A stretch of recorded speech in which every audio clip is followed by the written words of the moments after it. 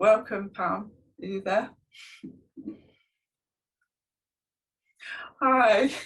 Yes. So this is someone who has known me, well, certainly as long as I can remember. I never remember not knowing Auntie Pam, or Pam, as her real name is. But she has been, I would say in many ways, my Naomi, because in the book of Ruth, we see Naomi and Ruth growing in God together. Particularly, I think Ruth grows to know God, to recognize God. And she does that through watching Naomi. And she does that through watching Naomi in her good times and in her bad times. So when Naomi is really struggling, she's lost her children, she's lost her husband, she's mourning, there's still something in her that Ruth sees that says, I want to follow God.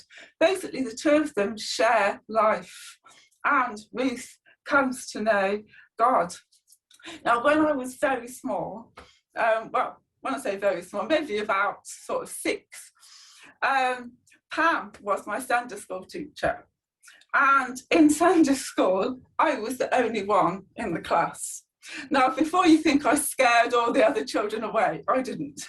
It was just a very small church. So I was the only one in the Sunday school class, which meant that every Sunday, Auntie Pam and I sat down, got our Bibles out, and we shared life. We talked about life, we talked about the Bible, we talked about different things. And through Pam's sharing, I came into a relationship with God myself.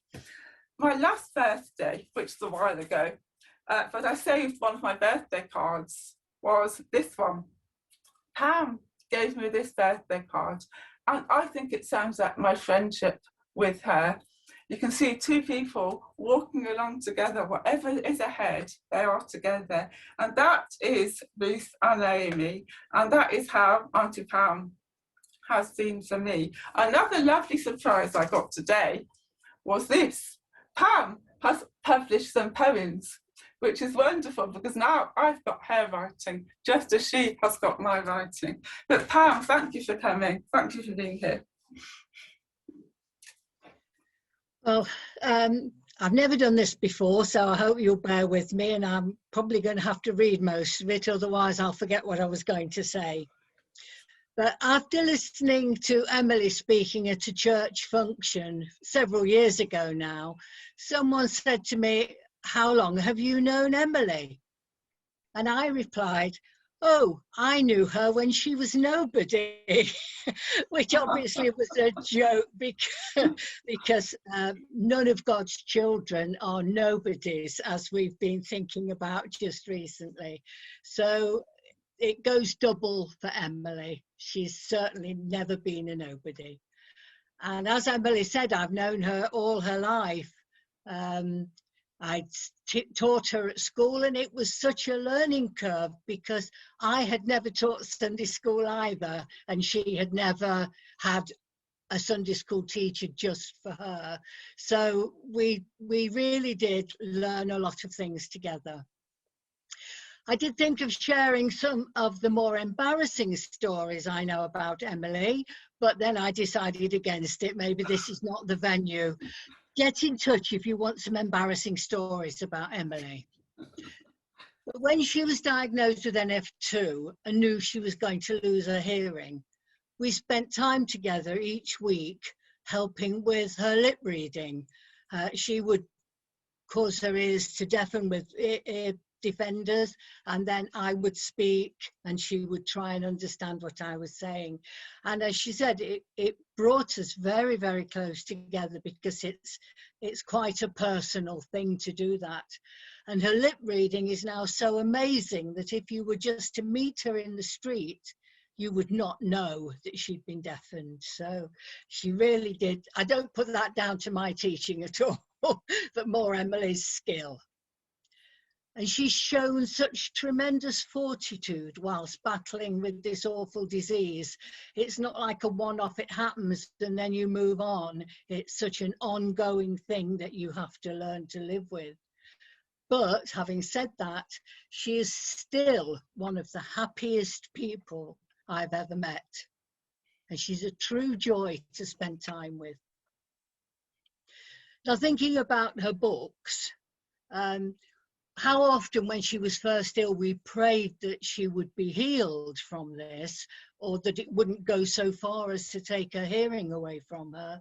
But we've thought since, or I've certainly thought since, if this hadn't happened to Emily, and obviously no one would wish it on anybody, but would we have had these amazing books that she's written?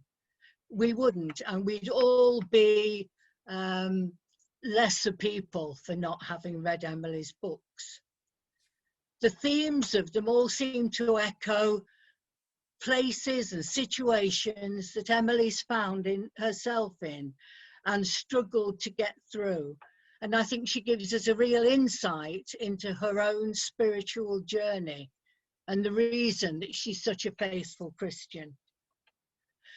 Now, to talk about her books, my first sentence was, I love Emily's books because they're not too wordy.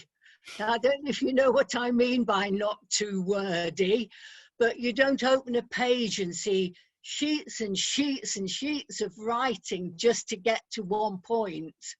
And she can get to the crux of a matter immediately, within a few words. You're there in that situation that the biblical person is in. And it certainly takes a specific sort of writer to write like that. And don't think when you read it that you can just forget it and walk away. You can't, because there is a response required to each of the times that she brings us to in the book.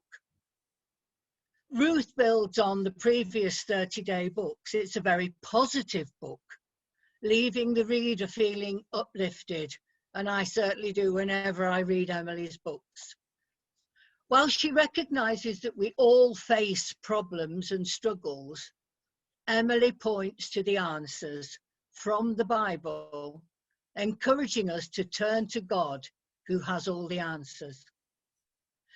We often maybe feel like we're the only ones going through certain trials, but by helping us to walk alongside biblical characters in their ups and downs of normal everyday life, we're helped to see the wonderful way that God has helped them and the wonderful way he continues to help us.